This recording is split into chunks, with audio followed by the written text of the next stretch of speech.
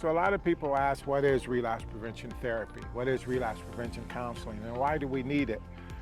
Well, relapse prevention therapy is a form of therapy, a form of counseling that providers and treatment centers offer to clients who have a difficulty staying clean and sober.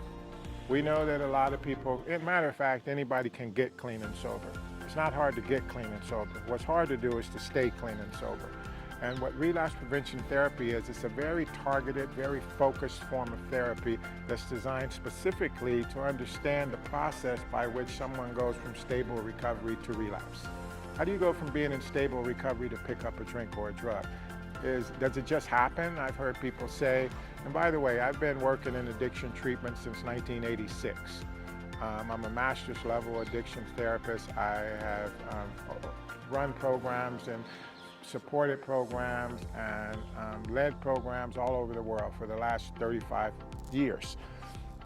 And one of the things that we realize in this process is that there are things that we can do to reduce the recidivism rate for people getting clean and sober.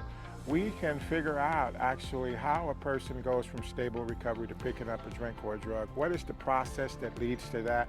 How we can identify a person's individualized warning signs, analyze those warning signs, develop management strategies for those warning signs, and give people a brand new recovery program. And we do that through the techniques, the clinical interventions and the techniques that are involved in relapse prevention therapy. We believe at Synapse, we believe in this model, what we promote is that every client going to treatment for substance abuse, mental health, even eating disorders, even other process addictions, everyone needs education about relapse prevention. Like, what is relapse prevention? What are warning signs? How do I recognize a warning sign? How do I identify a warning sign, etc.? What is the relapse process? You know, when do we consider it a relapse? Does the relapse start when you pick up the drink or the drug? We believe that it starts way before you pick up the drink or the drug.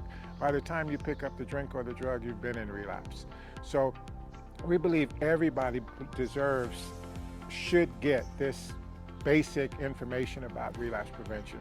However, there are clients who have been clean and sober, have been in recovery. We also believe that there's a difference between abstinence and recovery. Abstinence is just a prerequisite for recovery. It's not recovery. There are a lot of people who have been in recovery multiple times and relapse, despite wanting to be in recovery. They want to be clean and sober. They want to make this work. They want to be successful, but for whatever reason, they relapse. And many clients relapse repetitively.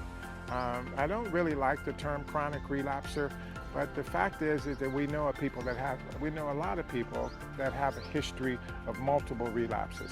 And so what do you do when those people come to treatment? Do you start them back to Recovery 101? Do you say you got to go back to the basics? What we believe at Synapse and in this model is we believe that we really kind of hone in on what was the issue or the challenges or the stuck points or the struggles at that stage of their recovery that they were unable to sustain their recovery.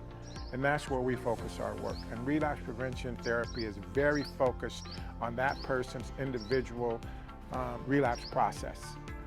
Where did they get in the continuum of recovery? Because we believe recovery is also progressive, and there are different stages of recovery, and there are different places where people get stuck in that progression. And we try to focus in, where'd you get stuck? Let's you and I sit down and analyze it. When we work with someone who's relapsed using this relapse prevention therapy model, we actually do what we refer to as an autopsy on the relapse. We'll resurrect the relapse, and we'll go through it and try to identify with the client in a collaborative, non-shaming, non-blaming way, a collaborative way to identify this is how it started.